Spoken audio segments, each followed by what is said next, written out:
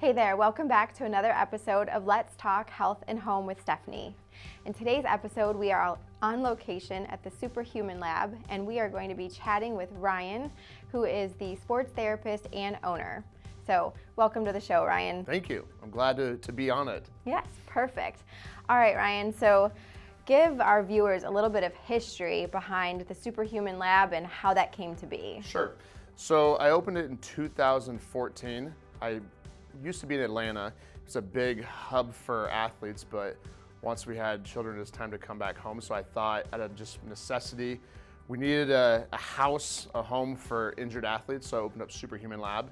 And so it's a combination of movement and soft tissue therapy that we get athletes performing at their best. Yes. Athletes like this. Yes, and I can attest to it because I mean there have been various things since I met you that you have helped me work through. I mean everything from just tight piriformis muscles, or I had some issues there with my feet when I was training for the marathon. So you have definitely helped me work through those and then progress through my training. So thank you. Yeah, it's really working with obsessives, people who are Thanks a lot, Ryan. Well, it's true, right? It's like, who's just gonna randomly run a bunch of miles? You know, the event is one day, but all that training time leading up to events, I always tell people, your family's not gonna understand this, so don't go to them with your problems, right? So everybody who comes in here, they usually have pain or a range of motion problem, just something that is limiting them from performing at their best on game day. So that's where they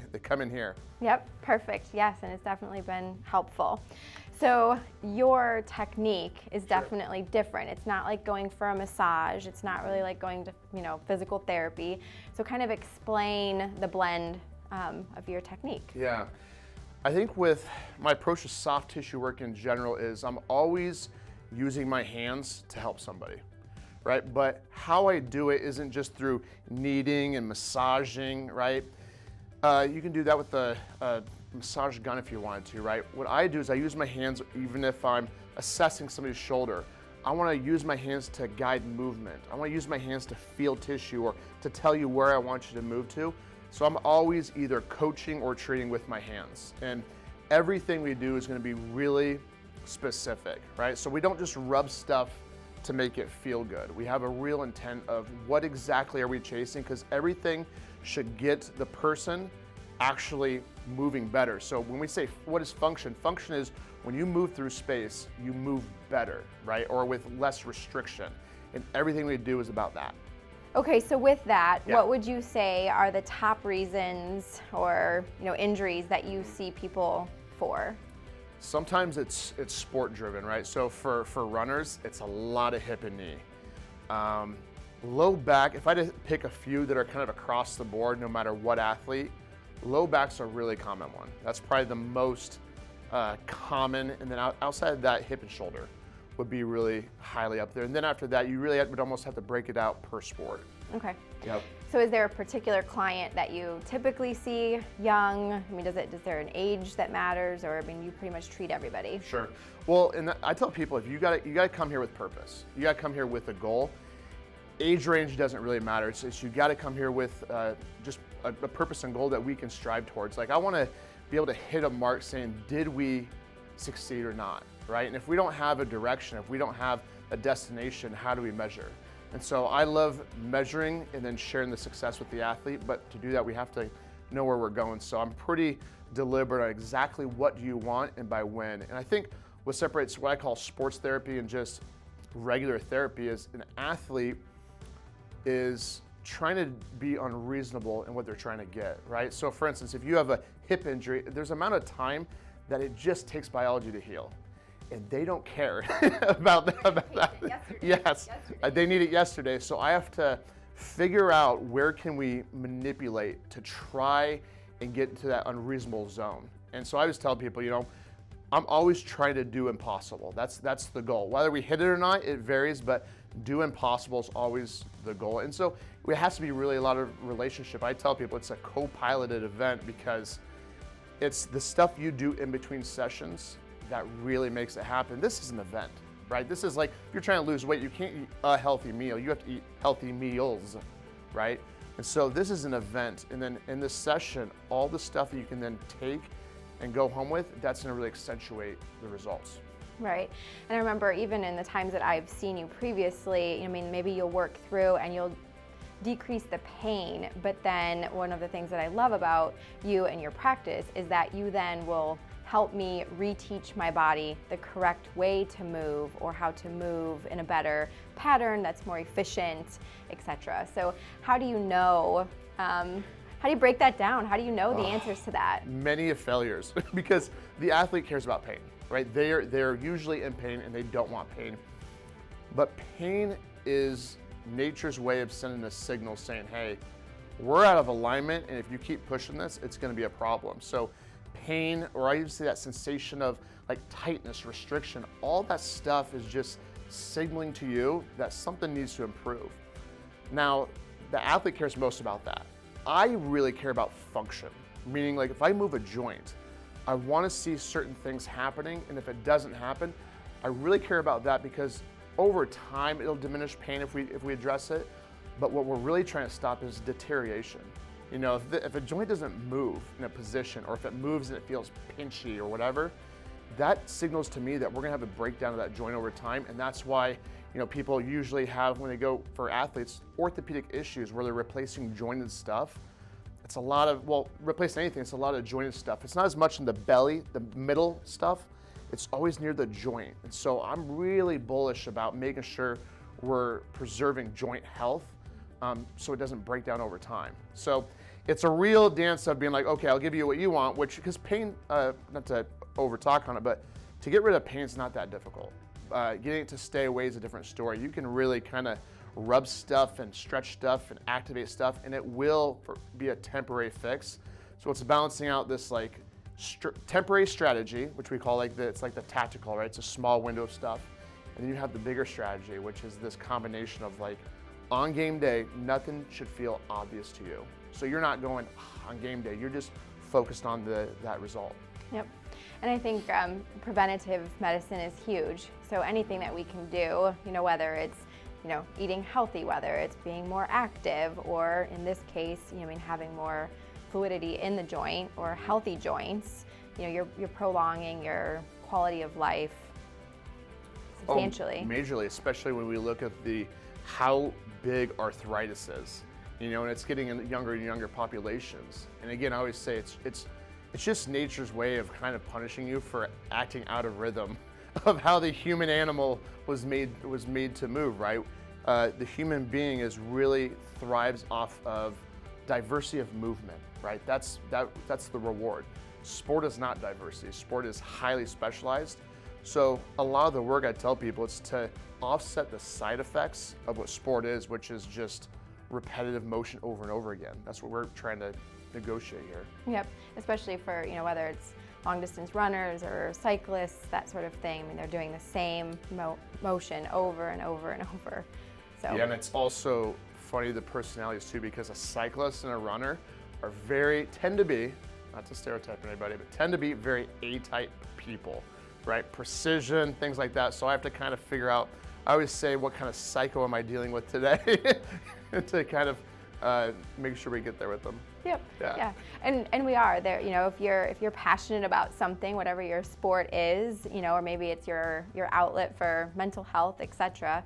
You know, you don't want to lose that. So I think that's one of the biggest reasons why any of us who might be, you know, extremists or type A within that sport, whatever it is, when we have something that's keeping us or preventing us from doing it, then that's when we're calling Ryan and saying, hey, you need to fix this, because I need to get back to what I was doing, you know, as soon as possible. Well, and that's where sometimes I don't know if I feel more like a sports therapist where I'm working on people, or if I feel like a therapist, because I always say that for an injury, the mental piece is so difficult, because you're used to performing a certain way. And then when you don't, it's like your identity gets stripped, because you're no longer, you know, before you're athlete who's pushing boundaries, and then when you have to dial back, you don't feel like that same person. So, you know, a lot of it is joking around with people, sending them clips and different things to kind of really get them in that mental space, because when you're really down and out, you're depressed a little bit about it, it's actually really hard,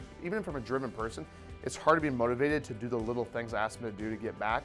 So I really drive in like the mindset piece of it's crucial. Essential, yep. Yeah. I understand that for sure. All right, so we're talking a lot about athletes and those of us who might be in, extreme sports or type A, but what about someone who's just, maybe they sit at a desk job and, they have some type of low back or shoulder issues or even hip issues, but they're not necessarily an athlete. Is that still someone that would benefit from coming to see you? It's a good question because, going back to a cyclist, a lot of these cyclists also, in their day-to-day life, have a lot of driven jobs, right? They kind of tend to be that kind of CEO personality or a lot of tech people. So they do, while they drive in a lot of RPMs in one part of their life, they do a lot of focused sitting work too. So in that realm, that's what we have to kind of offset and balance. Now, somebody who's completely like, I'm in pain from sitting all day and they don't really have a goal, I tell them first, and we have to get there. Because if we don't have a big enough reason for you that you have to get out of this, the minute you get any little bit of like pain relief, you're not gonna maintain it. There's just, there's no reward beyond that. So if that's them, I always really try to motivate them to figure out like, why do you absolutely have to do this? And sometimes it's just people being like, my mental prayer is just walking outside without my kids for like an hour. That's their sanity. So I'm like, okay, that's a goal, I can hit it. So I really drive that you have to have something that we're working towards though. Okay, well good. And I know that, even for myself, you would give me exercises to do, to work on, whether it's mobility, primarily mobility, that I would do at home. And then, obviously that would help me move better. Yep. And then, really kind of lengthen the time that I might need to see you. So, kind of talk me through like the exercises that you use or like bands, that sort of thing. Do you have anything broad that you could kind of share? Well, I'll give you a very simple principle that by the time somebody lands in here, right, it's not like, this is not an in-network place. When people come here, they pay their cash, their money. So their expectations, as it should be, is higher than if they go to the doctor or PT. A lot of times they've been to chiropractic, massage, all this. And one trend I see a lot, and they're not getting results, is a simple principle of progressive overload, which means you do difficult things until they become easy, and then you make it more difficult. If you do simple exercises that the red flag would be right when you start, it's very easy, that's not good. It's not enough stress and stimuli to actually get the body motivated enough to change, right? So I really push people like, you're gonna have to do a little bit more intensity or a little more time with stuff. And once you adjust that, that's a big piece of it. So I always tell people, if you're not getting results, take a look at like, how hard are you training? And if it's not hard enough, it's probably not enough difficulty to actually change the area in which you're having problems. That's simple strength and conditioning. Yep.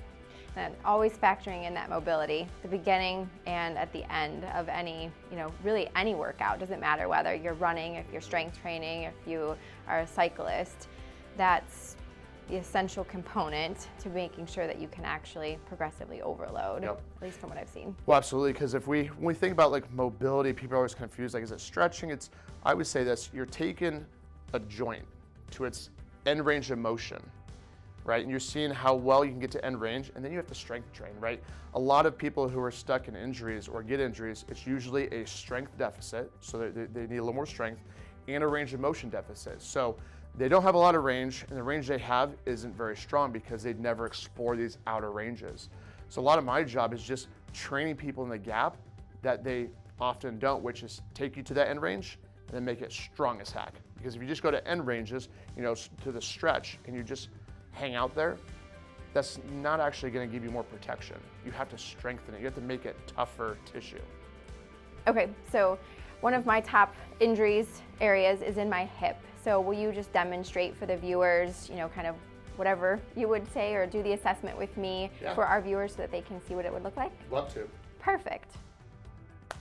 This is my favorite part. This is where I get a cook, as you would think. So here's what we're gonna do. I wanna take a look at your hip, And let's go over some just common things that we see that are starting to be red flags. So the first one with the hip is going to be impingements. Impingements is where there's an actual joint, right? So I take this joint and I crunch the two bones together, which would be your pelvis and your femur. If I go like this and you feel a pinch, the reason why that's such a problem is because it's an internal collision, right? So what that means is there's something, right? Usually a soft tissue like a muscle or a deeper capsular tissue. When it gets pinched, it starts to deteriorate over time. So every time somebody has a pinch, that's like red flag number one to me. So what we'll do is we'll take somebody in and we'll just kind of have them move through and we kind of see, do they feel pinching, not? A lot of times they'll start to point to their inner groin and that'll be a place of pinching. But here's the interesting thing. When we feel pinching, the most common thing I see people do is they go, ooh, it pinches when I bring my knee to my chest, especially with runners or any sort of movement like this. So what they do is they do the runner stretch where they grab and just stretch, stretch, stretch. Here's the issue. Pinching is usually a sign that at the joint there's not enough space, right? So it's getting catapulted and moved in and shifted in a way that's not allowing the ball to really rotate to where it needs. So instead of just working in this direction, we work actually this way, right? It's like screwing something in where we're gonna work it in a different direction. For the hip specifically, this is something athletes really need to understand. Internal rotation of the femur, right? Which this is the confusing part, is this, right?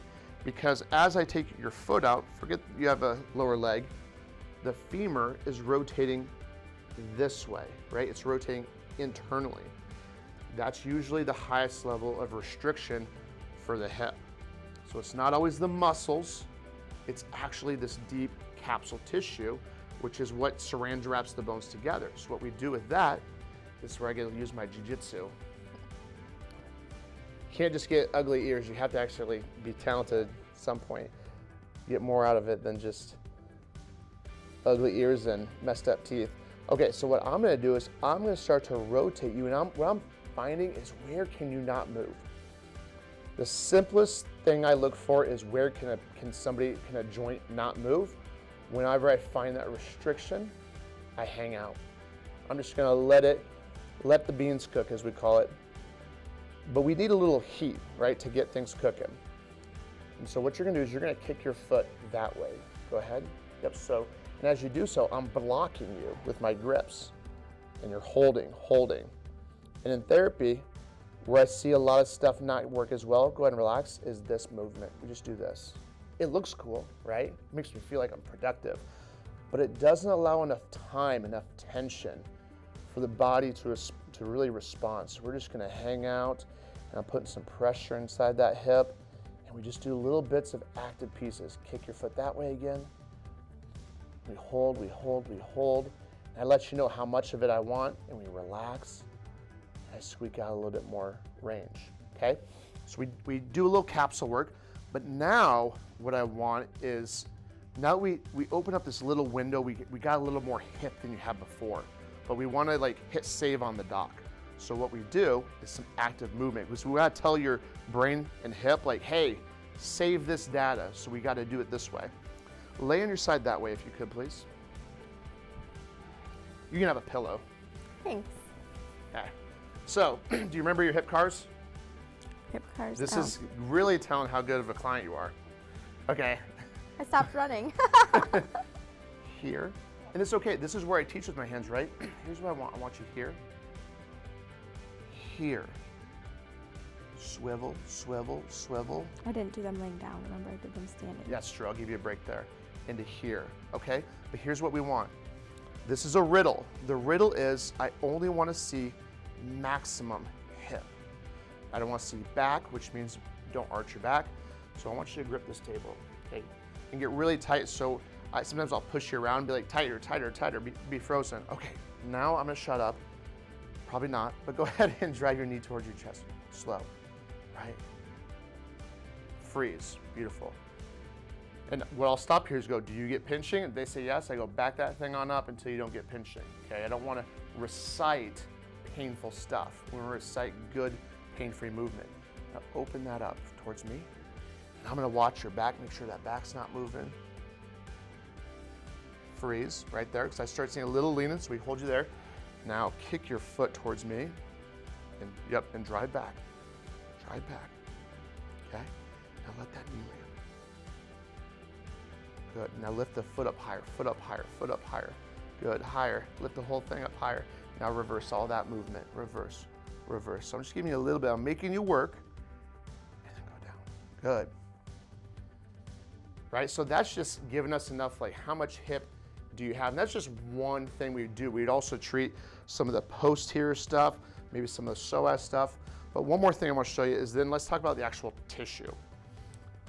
So let's say I feel some restriction through the posterior hip, which a lot of times you'll get with athletes, especially if they got that pinchiness.